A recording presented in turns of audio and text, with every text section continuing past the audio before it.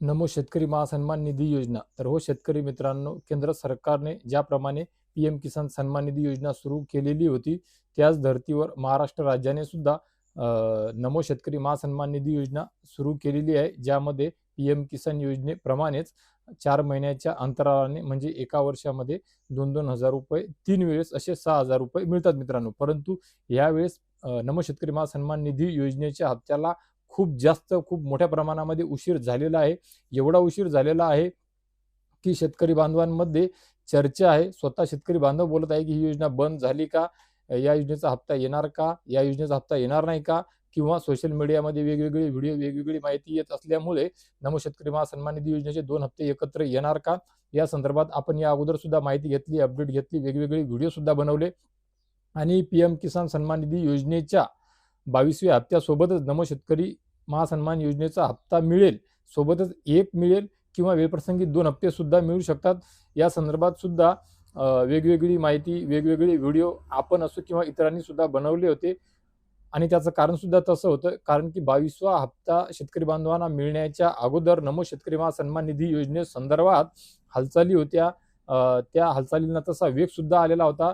सोबतच अधिवेशनामध्ये नमो शेतकरी महासन्मान निधी योजना आणि पीक विमा योजना या दोनही योजनेच्या संदर्भात प्रश्न विचारला असता कृषी मंत्र्यांनी या संदर्भात माहिती दिली होती आणि ती माहिती दिल्याच्या नंतरच ताबडतोब 2 शासन निर्णय जारी करण्यात आलेले होते. ज्या 2 शासन निर्णयामध्ये अनुसूचित जाती आणि अनुसूचित जमाती संदर्भात उल्लेख होता. ज्यामध्ये समाज कल्याण विभाग आणि आदिवासी विभागाचा जो निधी आहे, जो राखीव निधी असतो, तो अनुसूचित जाती आणि अनुसूचित जमातीकरिता जो हा निधी आहे, तो निधी नमो शेतकरी महासन्मान निधी योजनेच्या 8व्या हप्त्याकरिता वळवण्यात आल्यासंदर्भात आपण या अगोदर सुद्धा माहिती घेतलेली आहे.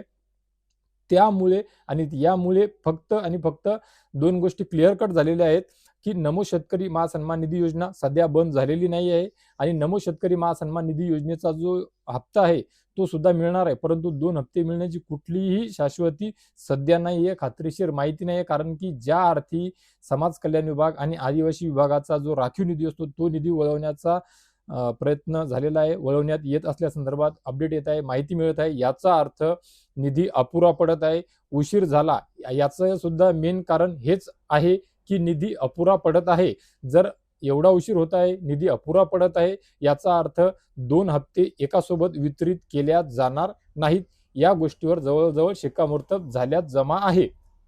आता शेतकरी बांधवांना पडलेला अजून एक महत्त्वाचा प्रश्न किंवा त्यांना हवी असलेली अपडेट, माहिती, गोड बातमी ती म्हणजे अशी, की हे सर्व काही आम्हाला सांगू नका. आम्हाला फक्त आणि फक्त एवढं सांगा, की नमो शेतकरी महासन्मान निधी योजनेचा 8वा हप्ता कधी मिळणार, ती तारीख सांगा. त्या तारखेसंदर्भात सध्या तरी कुठलीही अपडेट नाहीये. परंतु आज 16 तारीख आहे, रोज सोमवार आहे आणि या 2 दिवसामध्ये होऊ शकते. गुढीपाडवा असल्यामुळे कदाचित या 2 दिवसामध्ये ही गोड बातमी येईल आणि गुढीपाडव्यापर्यंत या वितरणाला सुरुवात होऊ शकते. होतेच, होईलच खात्रीशीर असं मी तुम्हाला सांगत नाहीये. परंतु कुठे ना कुठे जेवढा उशीर झालेला आहे, ज्याप्रमाणे या अगोदर या योजनेकरिता 2 शासन निर्णय जारी झालेले आहेत, पारित करण्यात आलेले आहेत आणि गुढीपाडव्याचा सण असल्यामुळे, मराठी नवीन वर्ष असल्यामुळे कदाचित या 2 दिवसामध्ये ही गोड बातमी, ही अपडेट येऊ शकते आणि सर्व शेतकरी बांधवांच्या, पात्र शेतकरी बांधवांच्या आधार संलग्न खात्यावर नमो शेतकरी महासन्मान निधी योजनेचा 8वा हप्ता जो आहे, त्याचे वितरण होऊ शकते. कारण नेहमीप्रमाणे या अगोदर सुद्धा आपण पाहिलेलं आहे, की पीएम किसान सन्मान निधी योजनेचा हप्ता वितरण झाल्याच्या नंतर त्याच यादीवर, त्याच लिस्टनुसार नमो शेतकरी महासन्मान निधी योजनेचा हप्ता सुद्धा वितरित करण्यात येतो मित्रांनो.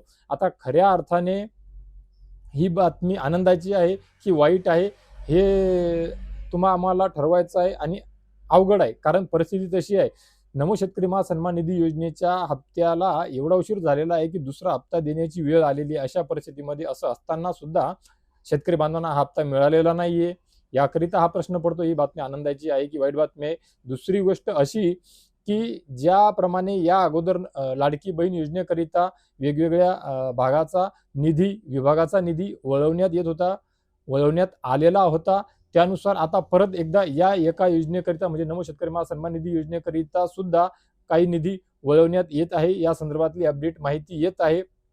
हिच्याहून आपल्याला लक्षात येते, की जर अशा योजना असतील, अशा वेगवेगळ्या योजनेकरिता अशा वेगवेगळ्या विभागाचा निधी जर वळवण्याची आवश्यकता पडत असेल, याचा अर्थ ह्या योजना सुरळीत चालू राहणार की नाही हा प्रश्न शेतकरी बांधवांमध्ये निर्माण होणे नक्कीच साहजिक सुद्धा आहे. आणि त्यामुळे मी असो किंवा इतर कोणीही असो सोशल मीडियाच्या माध्यमातून कोणत्याही योजनेसंदर्भात आनंदाची बातमी या तारखेला मिळणार त्या तारखेला मिळणार अशी काही माहिती देण्याचा प्रयत्न झाला किंवा प्रसार माध्यमामध्ये चांगल्या चांगल्या चॅनलकडून सुद्धा या संदर्भात काही अपडेट देण्यात आली तर शेतकरी बांधव ज्या बॅड कमेंट करतात त्यांच्याकडून जो रोष व्यक्त करण्यात येतो तो नक्कीच साहजिक आहे. शेतकरी बांधवांचं सुद्धा कुठे ना कुठे या बातम्या पाहिल्याच्या नंतर हॅरॅसमेंट होते, त्यांची मानसिक छळ केला जातो, त्यांना असं वाटते आणि हे खरं आहे.